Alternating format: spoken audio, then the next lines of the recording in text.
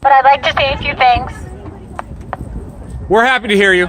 Today we're here for women's solidarity, and I want to know, what about the millions of women, the millions of would-be women that are being aborted in America today?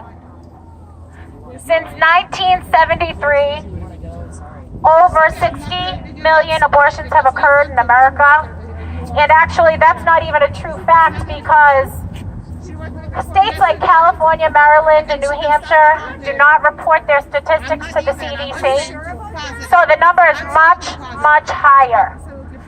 So first I'd like to start by saying, in 1973, the Supreme Court ruled in favor of Jane Roe in the case of Roe v. Wade, making it legal for women in America to obtain an abortion legally. This decision has since affected every facet of our society.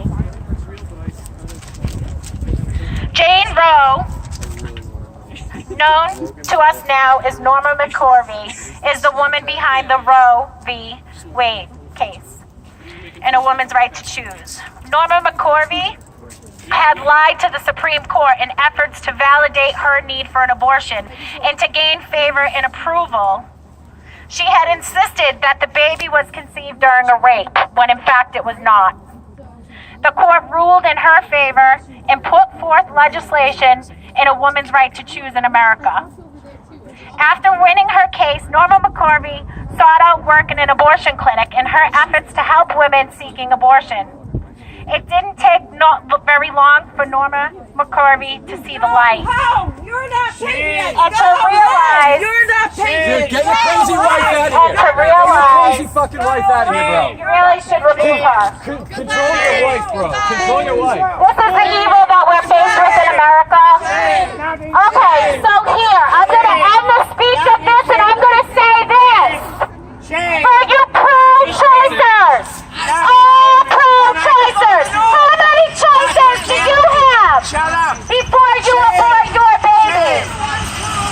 How many choices, what do you have? How many choices were you given? Plan B, condoms, Mirainas, IUDs, injections, implants. You had so many choices, literally hundreds of choices of contraception before you made it to the table in the abortion clinic. Women are having third trimester abortions. Do you know what happens in a third trimester abortion? That baby has formed all of its vital organs. That baby can survive outside of the womb if it were born preborn. Instead, an abortionist will inject a lethal dosage of digoxin into the baby's head from the mother's abdomen, while the baby will struggle for up to 3 days in the womb until it dies. Until it dies and is delivered stillborn. If it's lucky, because some of these babies are being born live. And when a baby is born live in a third trimester abortion, they are then strangled, suffocated, or left to die on the table. And thereafter, an abortionist will take whatever they can of value, their heart, their eyes, their brain matter. Yeah, this is gory. I know, no one wants to hear it. Nobody wants to listen. But maybe you should. And maybe you should research what happens in a live abortion, where a baby is born live. Okay? How many choices do you have? This is 2018. You have hundreds of choices. Make the right choice. Are those not women to be? What would they grow up to be?